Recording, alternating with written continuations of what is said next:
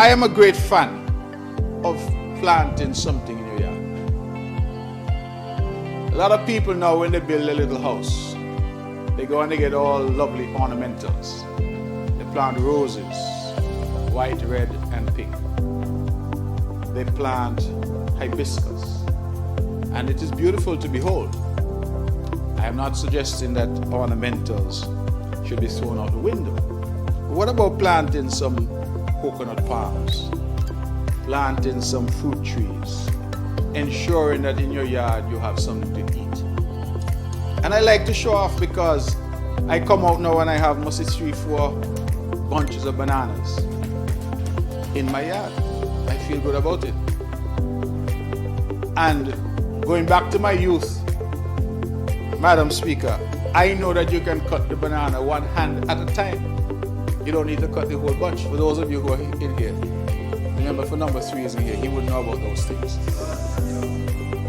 But you can cut them one hand at a time.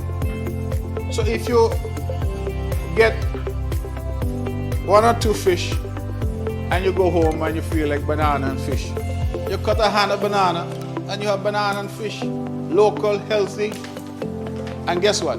You didn't have to go to the supermarket to buy anything. So the imported inflation for that meal, you've avoided it. I believe that we also need to engage in more education of our people. You'll hear it come through in this short address that I plan to make today. Because more and more we have our people who seem to have unrealistic expectations. Somebody made an observation to me the other day about sink kits. They say Sunday used to be a time when people used to cook. But now, on Sundays, people go to wherever food is selling, supermarkets, etc., cook food. And they buy the rotisserie chicken and they buy whatever and they go home now. So cooking, people turn on the pot now and they start to see. I spoke to a young lady in Nevis the other day. And I like to talk to people. And this young woman lamented how difficult things were for her. She said she's working, but things are rough for her. So I listened to her. And she explained to me that each day she buys breakfast, lunch, and dinner. She don't cook. In fact, she felt quite proud to tell me she doesn't know how to cook. And I said to her, I said, do you realize that that might be part of the difficulty that you're having? Because if you bought maybe a 5-pound box of chicken and some rice, and you got some little vegetables that you can probably cook, single person, you could probably cook a meal that lasts you 2-3 days.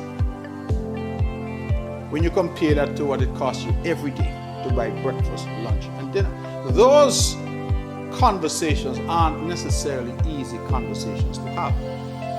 Because our people are people who are quick to remind you. You're telling me that, but you're always there, restaurant. Oh, I must go cook, but you could go 4 seasons to eat. That will be a possible response. But we must have those conversations anyway. Because our people, I feel, need to get to a point where they understand the choices that they make. I recall, I think it was a member for number 8, made a comment some time ago and suggested that people might want to substitute one brand for another brand. So if you go in the supermarket, for example, you'll see 20 different brands of cereal. Kellogg's, I'm not so familiar with them, but Kellogg's is a well-known brand. But Kellogg's might be the most expensive brand of cornflakes. You may have another one, I think, Sunrise, Sunshine. I was close. So Sunshine might be a bit cheaper. But I recall the outcry when the Prime Minister suggested that people might want to make that adjustment. Oh, you're forward, you're taking liberty with people, you're forward. But if you can't afford the Kellogg's, leave the Kellogg's. I got into it with somebody the other day, tell me every time they go to the supermarket, the price of strawberries gone up. He says, strawberries?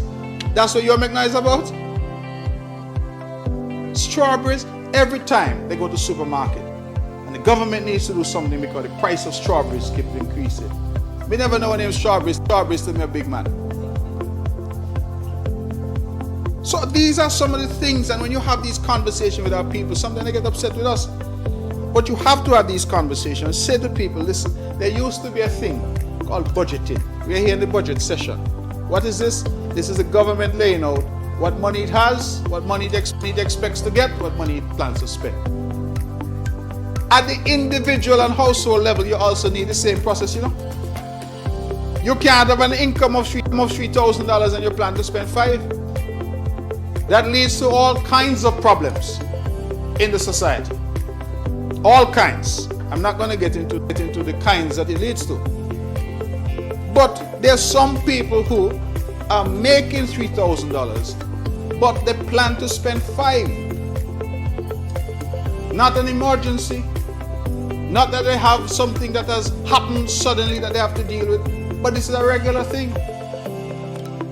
And nobody is saying to our people, listen, perhaps you need to reassess some of the habits, some of the choices that you make, and adjust accordingly. And so I believe that educating our people is going to be critical if we are to do something about this phenomenon of rising cost of living.